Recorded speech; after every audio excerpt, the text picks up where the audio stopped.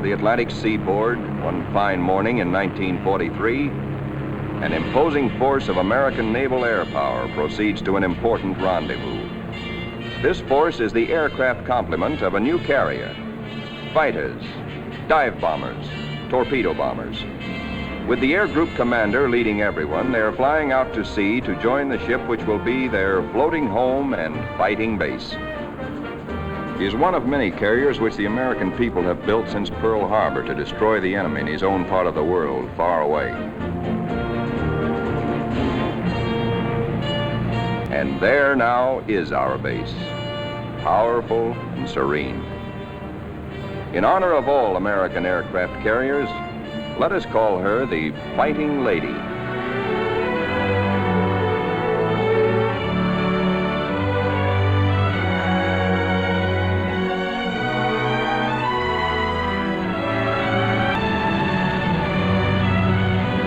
Against a good solid wind with their tail hooks down, our planes come into the broad flight deck of their new home.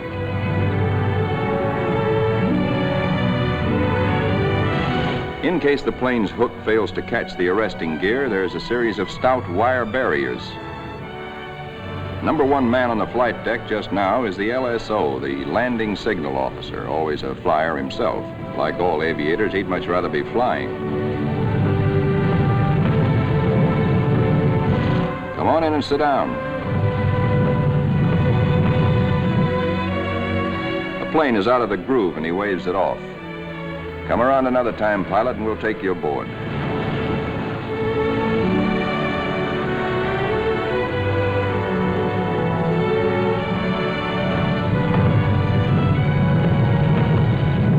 When planes land, they taxi quickly forward out of the way. Later, they'll have to be shifted to the stern and rearranged in proper position for takeoff. This is called respotting the deck. Here is our skipper, Jocko, a veteran Navy flyer, Annapolis, 1917.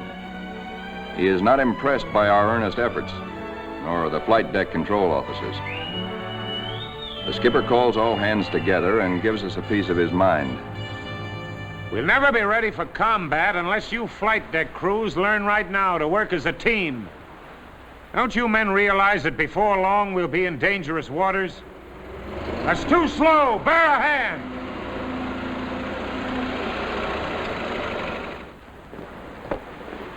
Watch out. Keep that wing clear. Get it over to starboard. Way over to starboard. Come on, get the lead out of your pants. Now, this is the way your deck should look when you're ready for action. Our ship, our Fighting Lady, is enormous, wonderful, and strange to us. From stem to stern, the entire ship is a honeycomb of watertight and flame-proof compartments. Far below the waterline are engine rooms, fire rooms, fuel tanks, and magazines packed with enough assorted high explosive to blow us all to kingdom come. The hangar deck is like a gigantic tunnel, nearly 2 city blocks long and wide enough to house 4 freight trains abreast.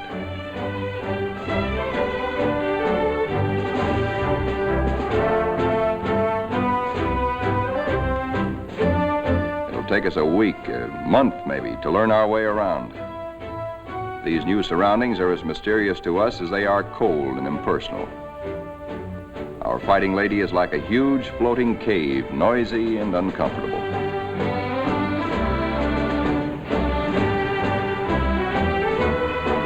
Elevators as big as a tennis court carry us topside to the flight deck. The great superstructure rising amidships is called the island. This is truly the ship's nerve center, its fighting brain. 85% of us who make up the Fighting Lady's family are volunteers in this war and have never been to sea before. We learned our jobs theoretically in intensive training ashore. A very short while ago, we were high school boys and college kids, or bank clerks, or farm hands, or factory workers. Now we are blue jackets and Marines, all members of a naval combat team nearly 3,000 strong. In our multitude of new tasks and duties as a team, we're very green, but curiosity and comradeship and the instinct of self-preservation are great teachers.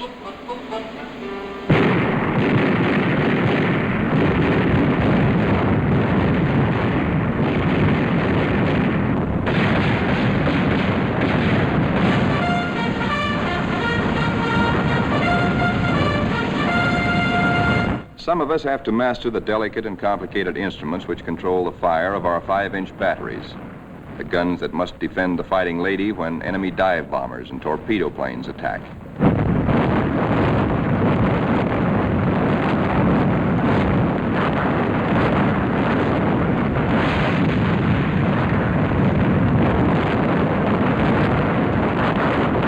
We train and train to learn our stuff and earn our E for efficiency. The Fighting Lady's destination is still a closely guarded secret, but no one can hide the fact that we are entering tropical waters. Our ship seems more friendly and comfortable now, and we greenhorns feel that a suntan will at least make us look like fighting sailors. Even our mascot, Scrappy, has been at sea longer than most of us.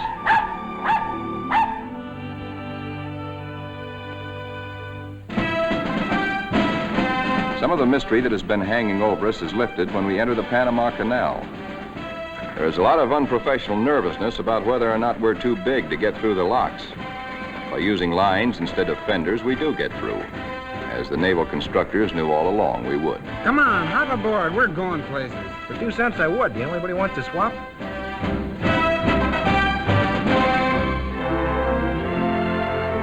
Now we stand out into the Pacific, and life aboard settles down into monotony. Here are our aircraft pilots, officers all. Ship's company call them the glamour boys. They are the men who fly and fight our planes. All the efforts of all the rest of us are concentrated on putting these people into the air and getting them back again. Most of us are hiding a certain amount of nervousness and anxiety, for many of us are Johnny-come-latelys, reserve officers who only recently learned to fly at Corpus Christi and Jacksonville. Others among us are specialists who trained at Quonset Point, Rhode Island. Reserves are called by the regulars, in a friendly way, 90-day wonders. In return, the Annapolis regulars are called the trade school boys. But whether Quonset or Annapolis, all are bound together in the fraternity, the close fellowship of Navy men.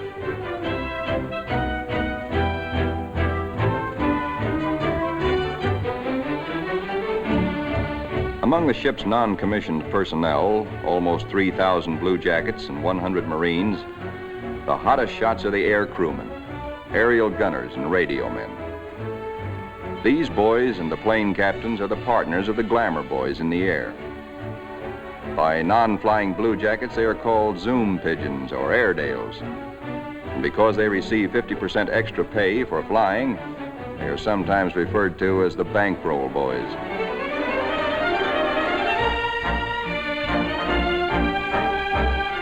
Everybody aboard ship backs up the flying group.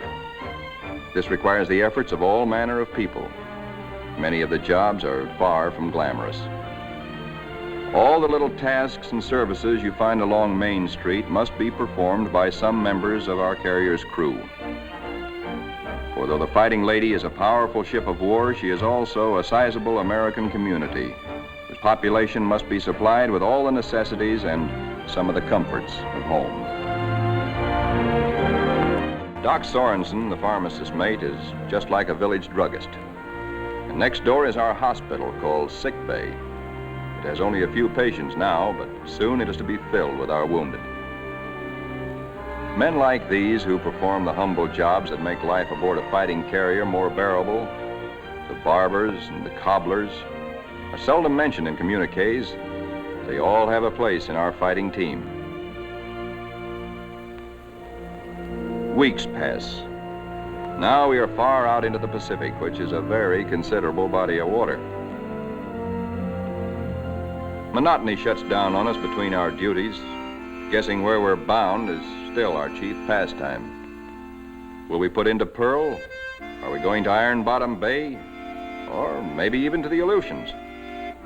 All such gossip and rumor are called scuttlebutt or drinking fountain conversation.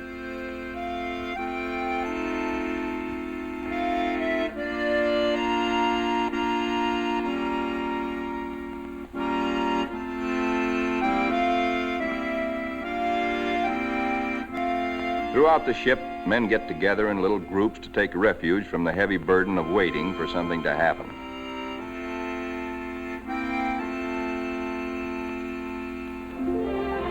And then one day, out of nowhere, comes a fast fleet tanker, and we're refueled at sea. This tells us something. This tells us that we are not going to Pearl or any other land base for a long, long time.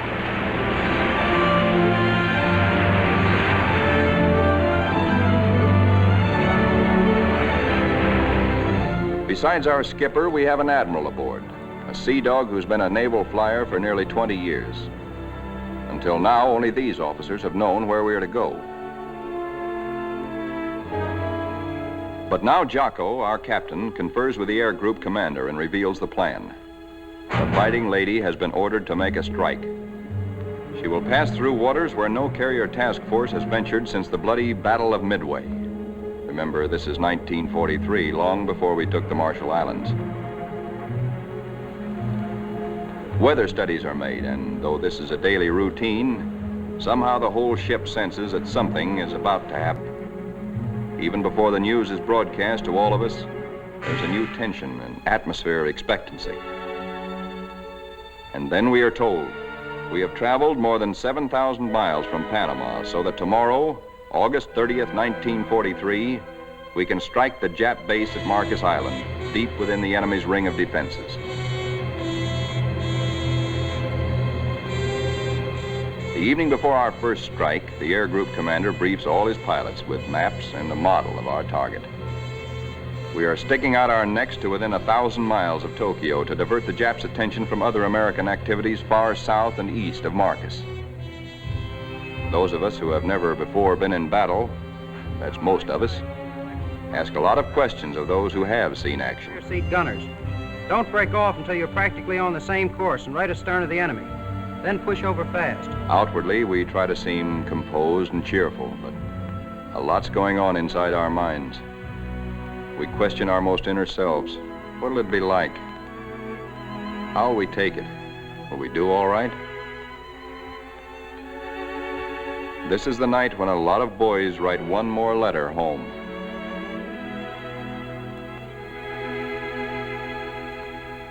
Among those playing acey-deucey in the wardroom is a chubby 23-year-old from Eureka Springs, Arkansas, Lieutenant E.T. Stover, nicknamed Smokey. That's he sitting on the far right. Having flown 50 missions at Guadalcanal, Smokey has been ordered to take a rest. He'd much rather be flying. Before dark on the eve of battle, our planes are loaded with bombs and gas. So that each plane will be in its precise position for a speedy takeoff, we spot and respot our deck.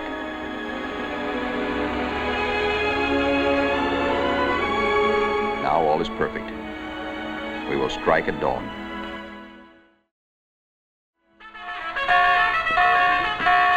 And now GQ, General Quarters.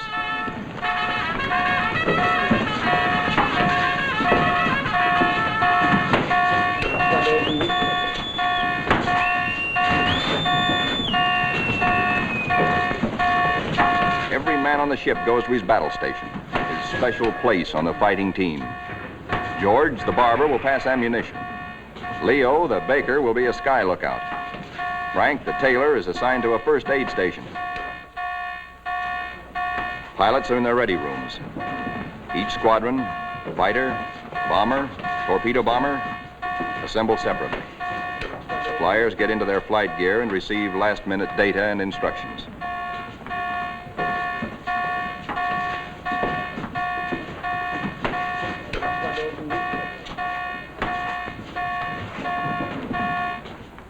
On the flight deck, our first battle dawn awaits us. Our whole ship is on hair trigger.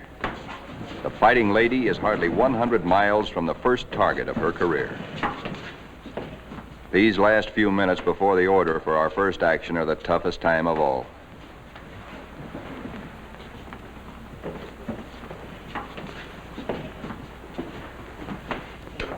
A wise man once said, "War is mostly waiting." We learn now what that can mean. At last the word comes. Pilots, man your planes. Ready room 3, roger. Pilots, man your planes.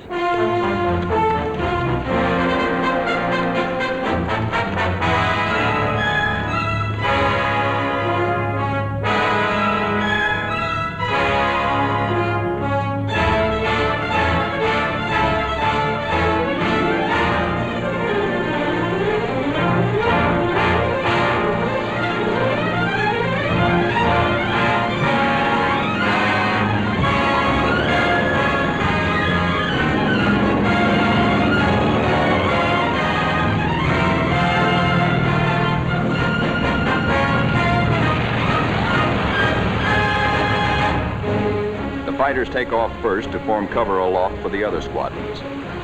Then the bombers, heavy laden with destruction.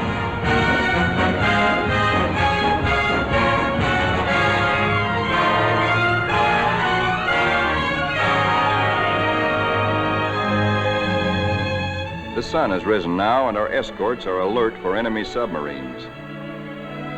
But the Fighting Lady steams boldly toward our target to lessen the distance for our planes when they return.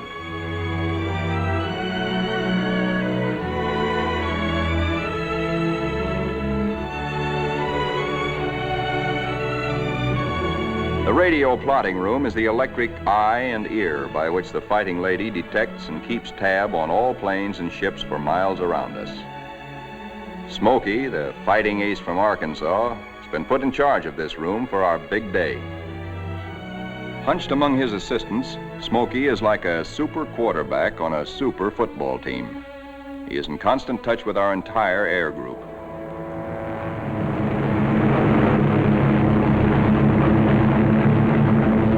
As our first fighters race in toward Marcus Island, they stay low, hoping to escape detection by the enemy's radar. Then they climb suddenly and dive. A surprise strafing attack on the enemy's airstrips. These red balls floating up at us so lazily are anti-aircraft fire. There is 3 times as much of it coming up at us as we can see, because only 1 shell in 3 is a tracer. What look like fiery polywogs are tracers from our own wing guns. The Ack is much heavier than expected, but through it we go to knock out enemy bombers on the ground.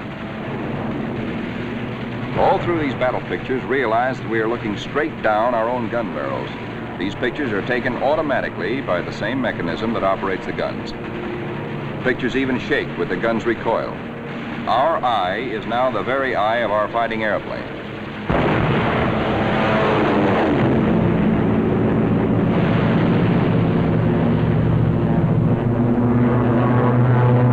The enemy's picket boats and supply ships offshore are thoroughly strafed.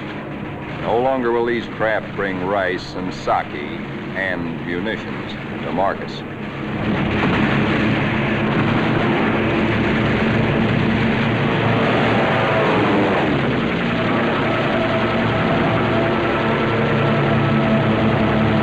Our bombers flying higher see the island beginning to burn.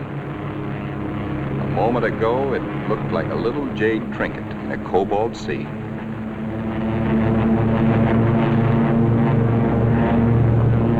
As the fighters and bombers swing victoriously away from Marcus Island, towering columns of smoke show the thorough job our boys have done.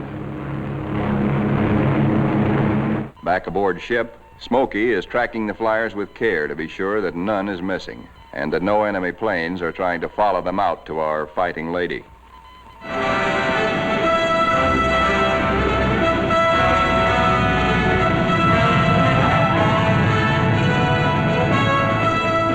As our planes come aboard, there begins an operation almost as exciting as the attack itself. A ballet after battle, with the plane directors as dancing masters. The whirling propellers fill this scene with danger, but now our crews are trained and adept.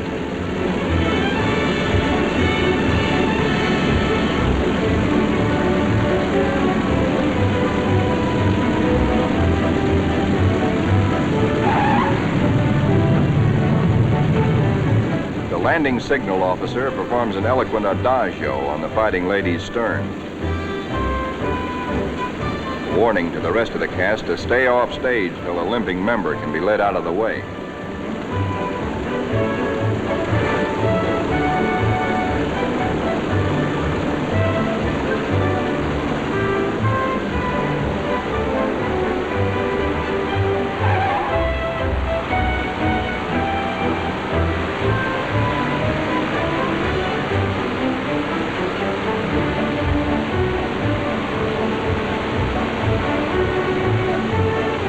Pilots go below to report to their combat intelligence officers. They have hot news, good news. They tell what they saw and did, how many rounds of ammunition they fired, how many bombs they dropped, what they hit, what they noticed at the target that was new and different or that may need hitting again. As the reports are added up and our combat photographers develop their pictures, the story becomes better and better. Every single Jap bomber on Marcus has been destroyed. 80% of the shore installations blasted or set afire. Hangars, radio stations, gas dumps, ammunition dumps. Marcus is now a lovely mess. In the radio plot, Smokey is worried. There are planes still up there, and he's wondering about them. They are ours, though, delayed by battle damage. Landing a shot-up plane on the carrier is a crucial test of how well-trained, how alert and steady a naval flyer is.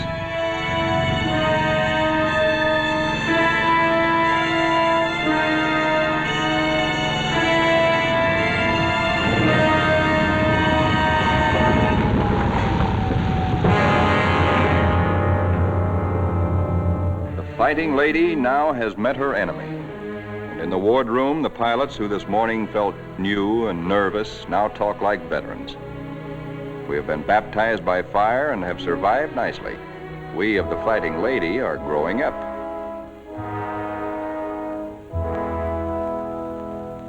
The admiral of our task force knows the overall strategy of the whole Pacific campaign. To smash straight through Japan's outer network of islands, to recapture the Philippines and land on the mainland of Asia. Thus, we will deny Japan supplies from Malaya and the Dutch East Indies and leave her far-flung island garrisons marooned. Then we will reach out and really help our ally China. Months after Marcus, this campaign is well started. Our carrier task forces have been in many battles. And now, early in 1944, The Fighting Lady's target is Kwajalein in the Marshall Islands. These are Jap Zeros, the fighter screen being pierced by our planes and planes from 8 other carriers, preparatory to strafing Kwajalein and bombing it apart. Our fighter pilots have improved with practice, with the confidence that comes from experience. They estimate their range by watching their tracers. They hold their fire until their wing gun bullets converge at 300 yards. They shoot in bursts instead of in steady streams, which heat up the guns and spend ammunition.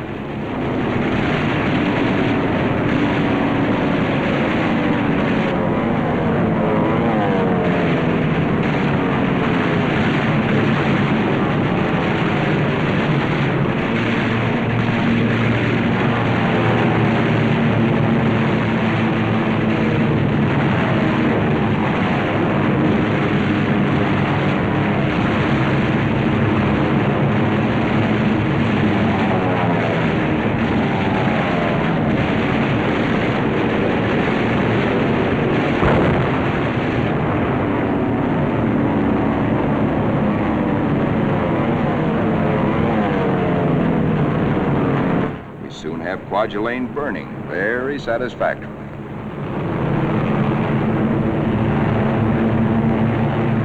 After our bombing attacks and heavy shelling by our surface ships, assault craft filled with Marines and Army hit the beaches. And very soon after that, Kwajalein is ours.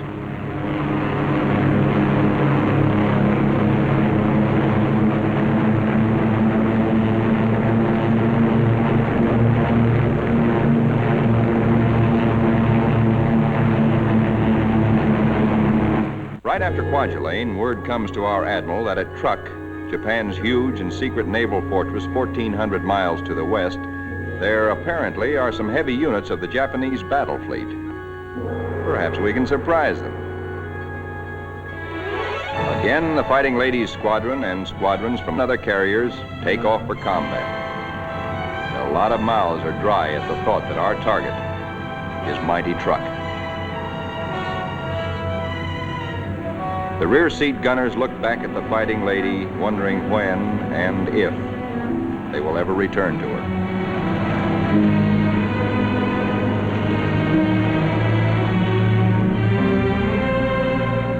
All that we know about Truk, we know from a few photographs taken by some nervy Marines on reconnaissance just 18 days ago. We hear that it is a complex of heavily fortified islands surrounded by airstrips, with naval anchorages at certain spots among the islands. For the next 2 days, more than 1,000 of our carrier-based planes are going to sweep in on Truk in relays. The planes appear to float gently off our bow. Actually, their airspeed is a good 70 knots. Diving in on Truk, we again turn on our guns and their synchronized cameras. Truk's defenders are aloft and we smack them hard.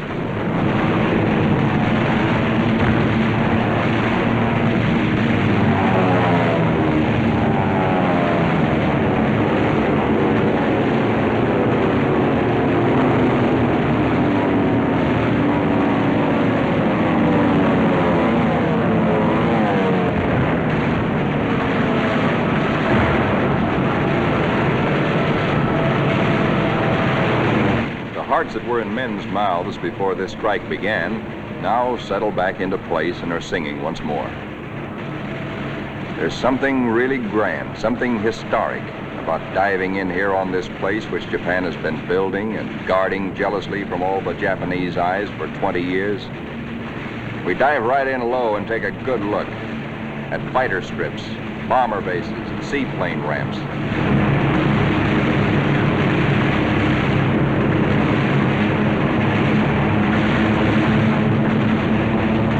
In an almost vertical dive, the pilot may black out or go blind for a moment when he pulls up and out at the bottom, but the camera won't black out. It cannot see the landing of our own bomb, for we'll be up and away before that reaches the target, but it records the hits of other planes ahead of us.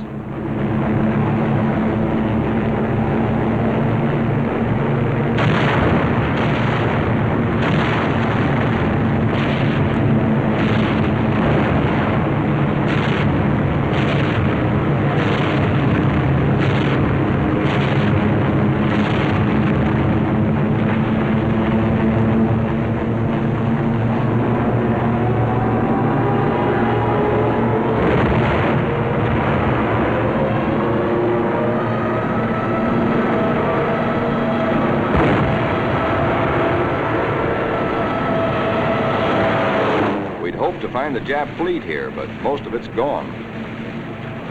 Some lingering ships, including some of their fast fleet tankers, we find hiding in sheltered coves. The vessels which we are now strafing are other fleet auxiliaries, rice boats, transports, and ammunition ships.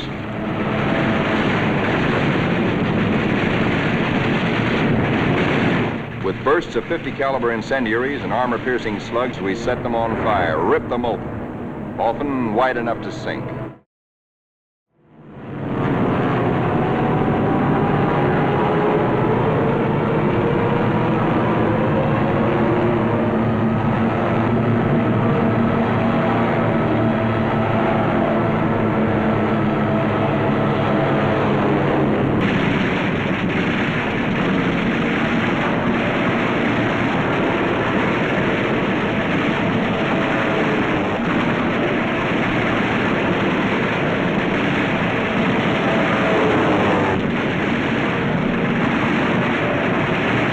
Strafing ships filled with TNT is not very healthy for pilots who dive too low.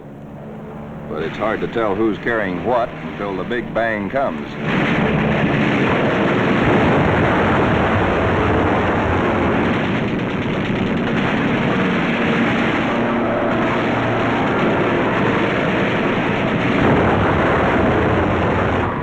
Returning to the deck at 130 miles an hour with a flap shot away, all a pilot can hope to save is his own skin. Here comes our new air group commander. He's had a bit of trouble. His windshield is blotted with blood and he has to feel his way aboard. Strafing at low altitude, he took a 40-millimeter anti-aircraft burst right in the face. More than 200 wounds, and his plane a sieve. But he'll live to fly again. Some planes will not return, but others come back and land somehow, anyhow. Considering the toughness of truck, our losses are astonishingly light. No time is lost getting casualties below.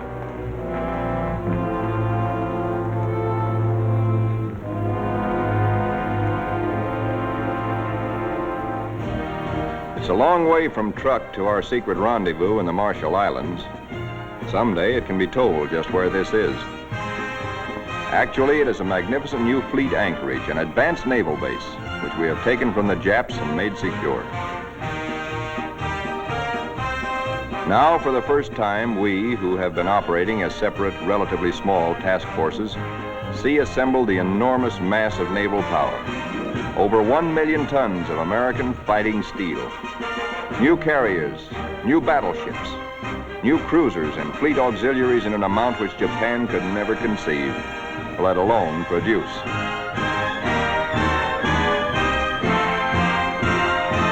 That we are able to maintain supply lines over the vast distances of the Pacific is one of the miracles of this war.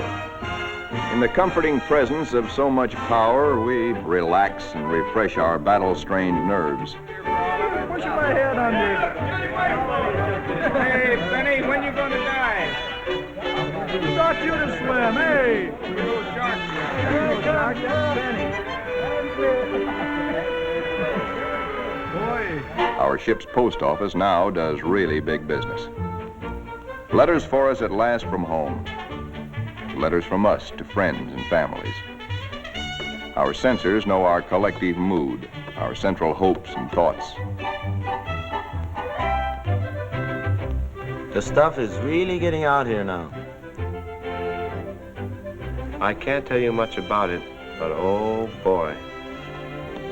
And the more we get, well, the sooner I'll be seeing you. All hands are called together. Our old skipper, Jocko, has been promoted admiral. Our new one's name is Dixie. Men, as soon as I finish talking, we are getting underway. Our fighting lady is now part of what is designated Task Force 58. As you know, our final destination is a place called Tokyo. We'll have to fight hard to get there, but when we drop our hook at Yokohama, I'm going to throw a party. All hands are cordially invited.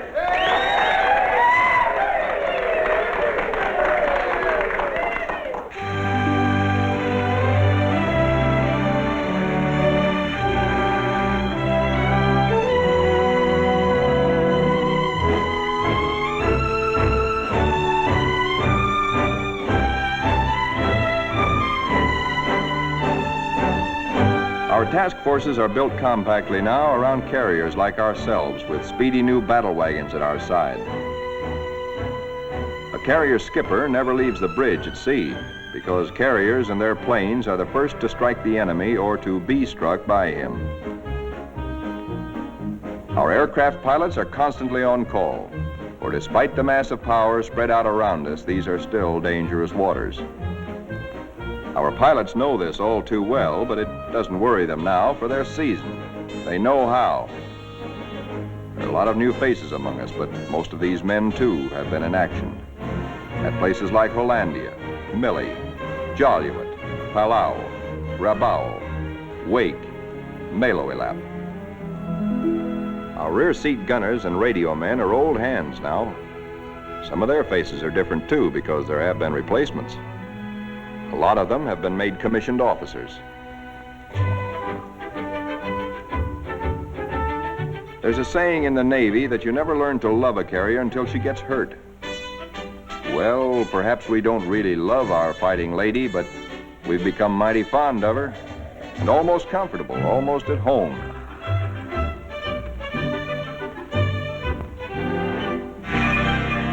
Occasionally, our shipboard movies bring us that one thing we crave the most, one touch of something utterly American, one deep breath of home.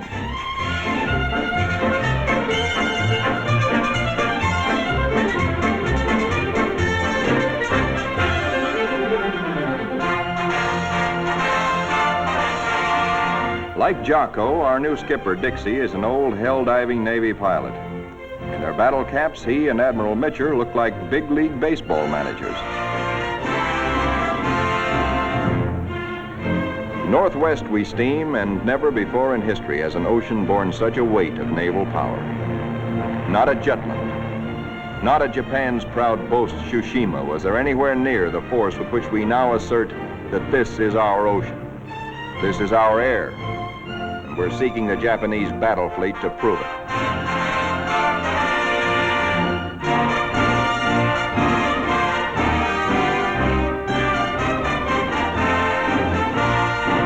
With our cruisers and our biggest new battle wagons present, we are strong enough to hope, really to hope, that we may provoke the Japanese fleet into accepting a fight.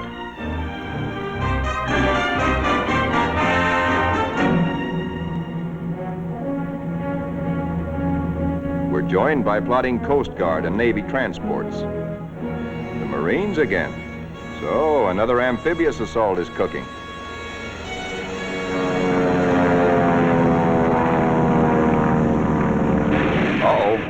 Our patrols have spotted an enemy search plane and are after her. She's a big bird.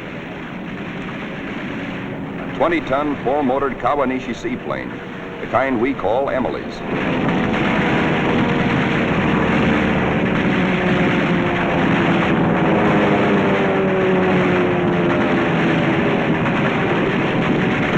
Miss Emily's a tough old girl. Right now, she's screaming for help and telling Tokyo by radio where we are. Hellcats are closing in on her.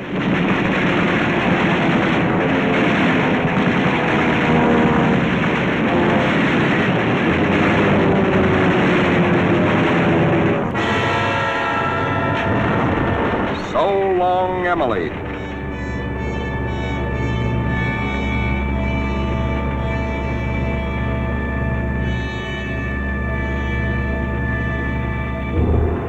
Now that the enemy knows where we are, and we know he knows, our brass hats get together on final arrangements for what may turn into another Midway. Our objective, first of many in our drive through to the Philippines and China, will be the Marianas. In battles just ahead of us, we are to make good use of a multitude of weapons, special devices, and techniques which have been evolved through the 30 years since the U.S. Navy first took to the air.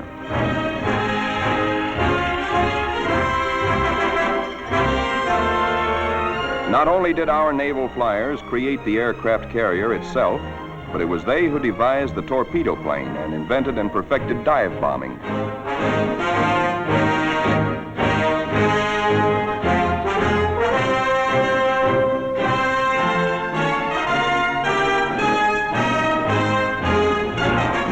about our flight decks so that planes can be quickly armed are all manner of death-dealing objects.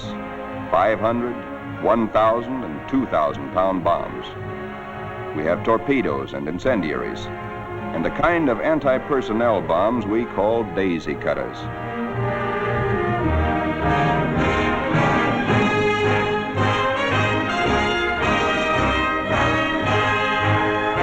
Some of our bombs are armor-piercing, some for fragmentation. Others have delayed action fuses to prolong the effect of our bombardment for hours after we have delivered it. Here are the new rockets, which pack the same wallop as a 3-inch shell. They weigh little, and because there isn't much recoil, they can be fired from planes. On the eve of battle, we are told to scrub up to lessen the danger of infection in case we're wounded.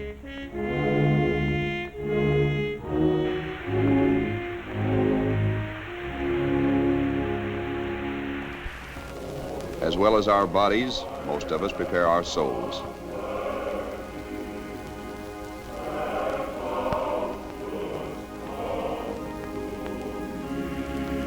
Always on the eve of battle, divine services are held in relays, so that every one of our fighting ladies' 3,000 sons has a chance to attend.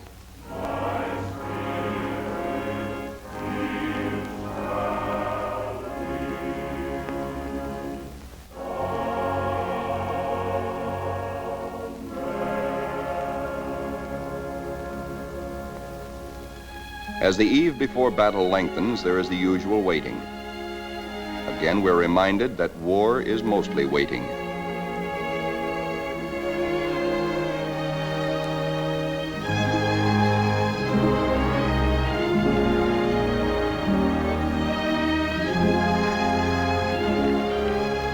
Because all cooks and bakers must soon be at their battle stations, they work all night long preparing a hearty meal of steak and eggs for our 3 a.m. battle breakfast.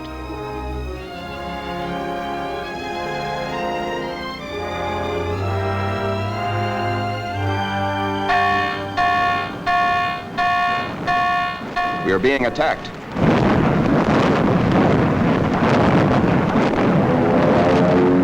We are being attacked by Japanese torpedo planes skimming in after us, wing to water.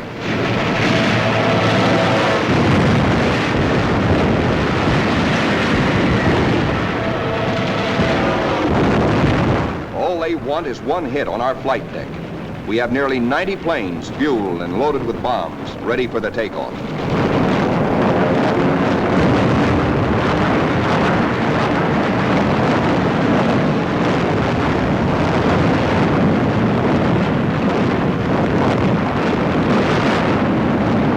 Each patch of flame is a burning Jap.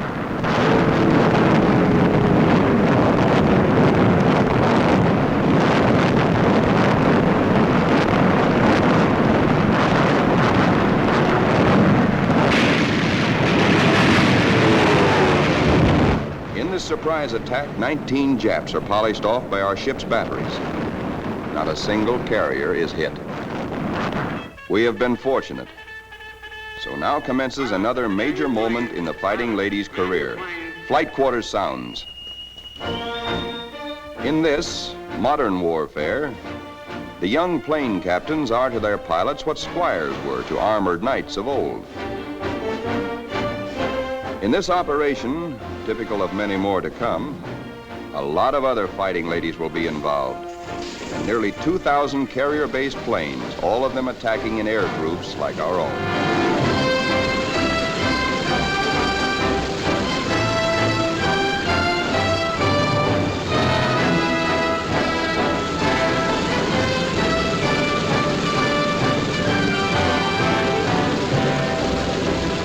From now on, we tighten our belts and steady our hands as our Navy makes progressively bigger attacks nearer and nearer the heart of Japan.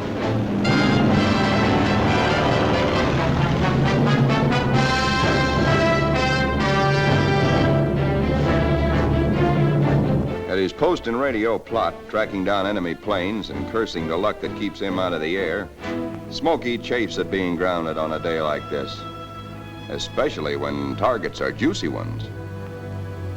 All the Jap air bases and military installations in the Marianas and a special prize package, Guam, the island which we did not fortify, but the Japs did. Now comes word that the Japs have sent strong air reinforcements to Tinian, which flanks Guam.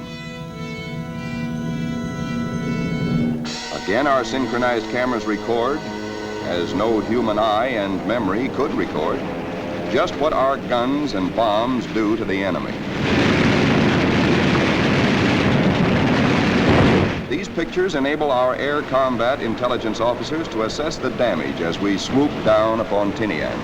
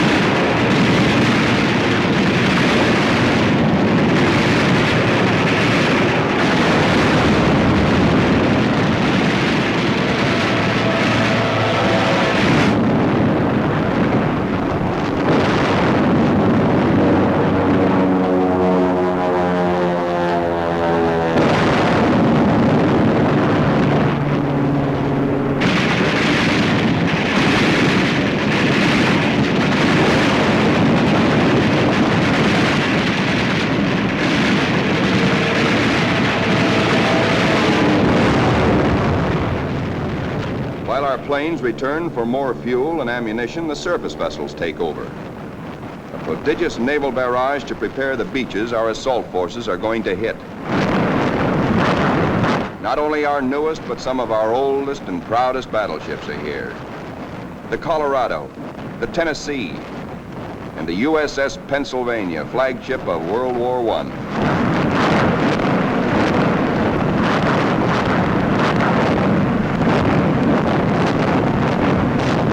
Winging home to the Fighting Lady, several of our planes, crippled, make a game attempt to land.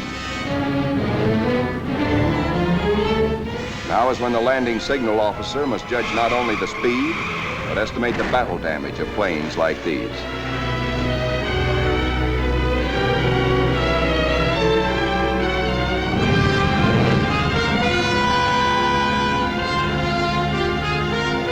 And flight deck emergency crews, firefighters, rescue details, and medical corpsmen exhibit almost incredible courage.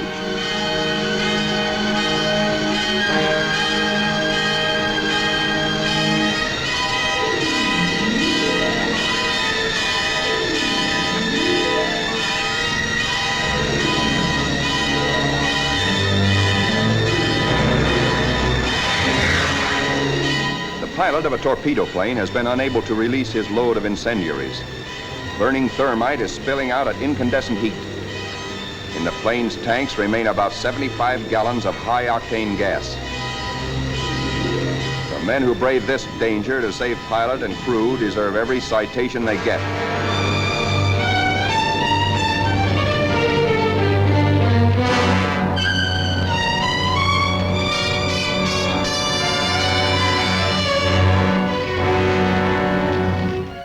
In the ready rooms, intelligence officers question battle-weary pilots. What did you see? Any Jap carriers in sight? Are you sure they were carrier-based planes? Then from radio plot comes uncomfortable news. Torpedo planes and dive bombers from enemy aircraft carriers are approaching. All hands, man your battle stations.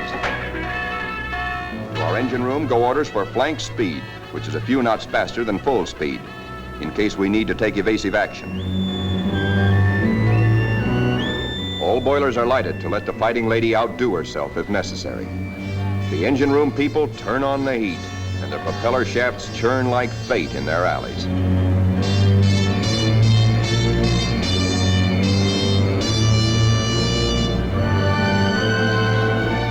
The Fighting Lady leaps through the sea on her guard.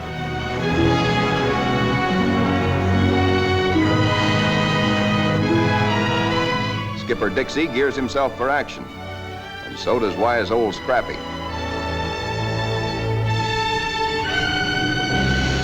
And now, here they come.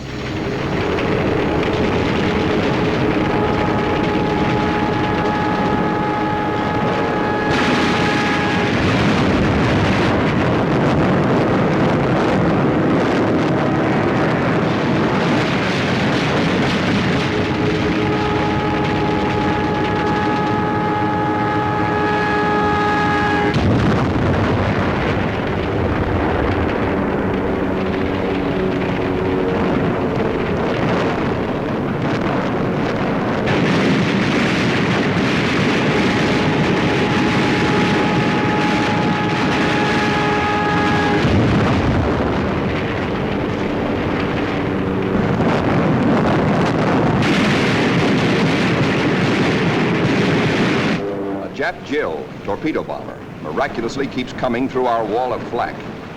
He's approaching us fast with a life that must be charmed. Our gunners throw everything they've got, but still she comes.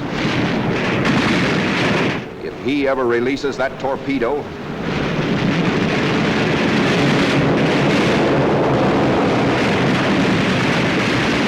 she missed us. Either the pilot was already dead or his release gear jammed. When Smokey, the pride of Arkansas, hears about that one, he almost takes off. Now our reconnaissance has spotted the Japanese task forces. This is the moment we've been fighting and praying for. Every plane that can fly and every qualified pilot is ordered into the air. At last, Smokey gets his chance to fly again. Pilots, man your planes. Pilots, man your planes.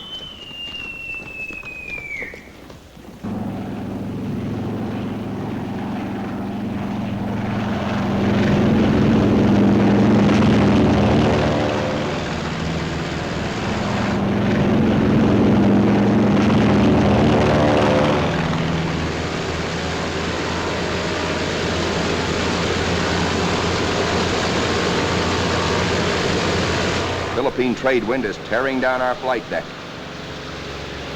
Our planes strain forward to rise into it. Our entire air group thunders out behind the group commandant.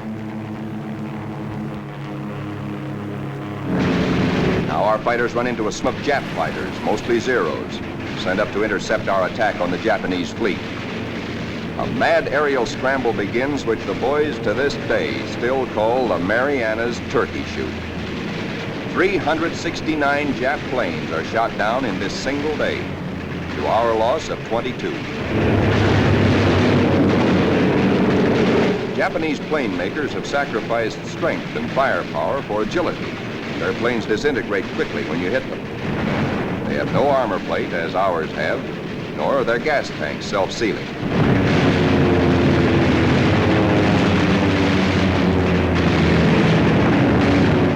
Little monkeys are fancy flyers. They think aerobatics can win dogfights, whereas we believe in smooth flying and careful shooting.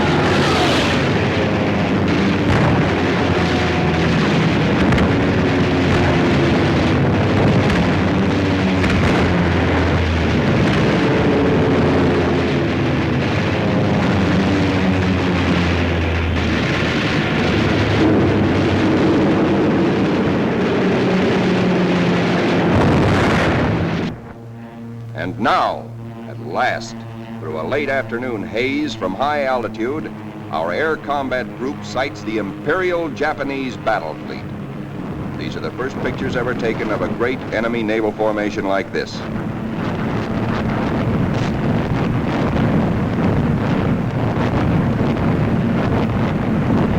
There it is, that Imperial fleet, crawling around below us in violent evasive action. Us looking down on them in the seas they think they own. Some of these Japanese ships are scampering away at better than 40 knots. When you bore straight down on them, they twist, squirm.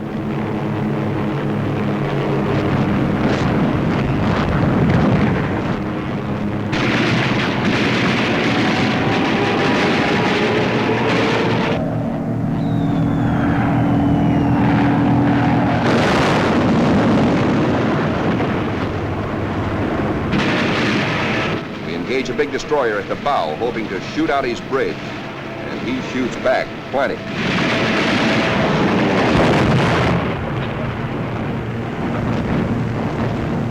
Let's go down after that cruiser. He answers us emphatically from the forward turret.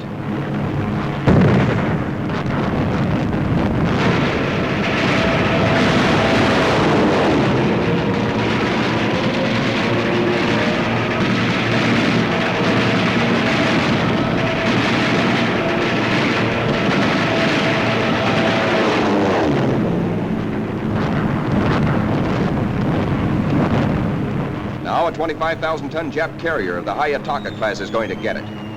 Watch 5 o'clock in the camera, the lower right-hand corner of the screen. This big flat top gets it where the turkey got the axe.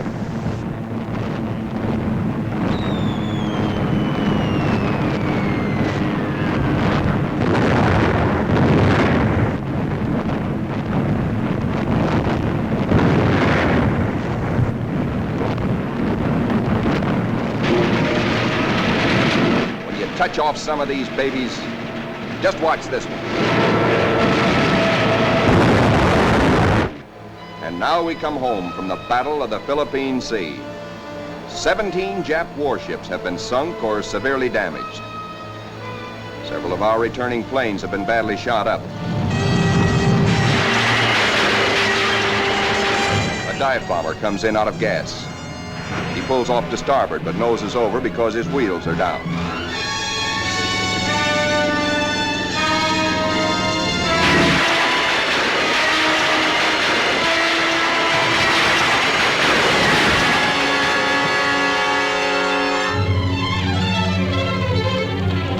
This pilot has 73 holes in his plane, and his leg almost shot away.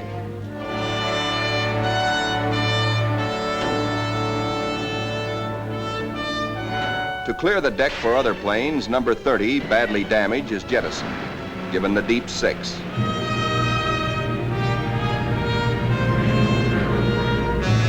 Watch carefully. This man's controls are all but shot away.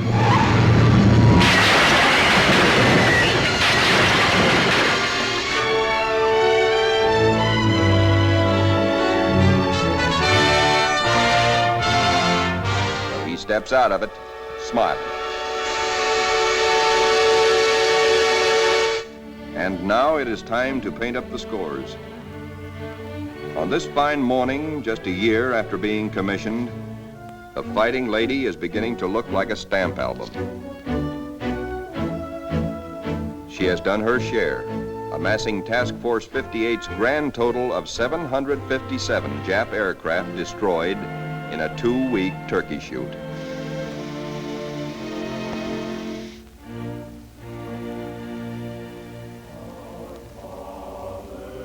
But there's another score to add up. Our own casualties.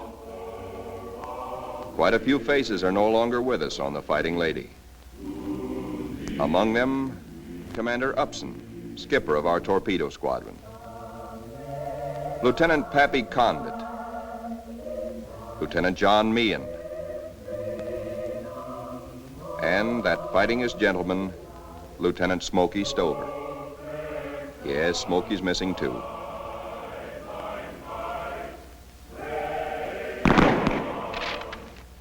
Salute them under their country's flag, for they were brave. They were gallant. Others will come forward to take their places. For the battles we have fought on the seas and in the sky are only the beginning. Still hungry for battle will steam our carrier, serene, powerful, unafraid. She and her planes will come home again someday, God grant, but not until the bitter, glorious end. For she is, and we salute her, the Fighting Lady.